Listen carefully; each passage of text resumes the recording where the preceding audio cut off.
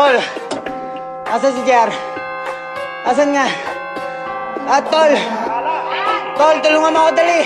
4, 7, 1, 5, pagpapakilala nitong inyong sinisino. Ako nga pala si Nuez JR Tolentino, pinanganak sa ika-14 na Pebrero at muntikan pa mabigyan ng pangalang Valentino. Sa Las Piñas isinilang, anak ni Flor at Nilo. Sa Dunso lumaki bilang sang batang tibo na kumaling magsulat. Sa pagrarap alisto, masdan mo ko na maglaro sa letra at sa video. Mag-iba na parang sinapian at binarang ginamitan ng labahang matalim sa talastasan na akong dilang-dilang nilalang pagdating sa lansangan. Leeg ang tatarakan ng lanseta kung palaban.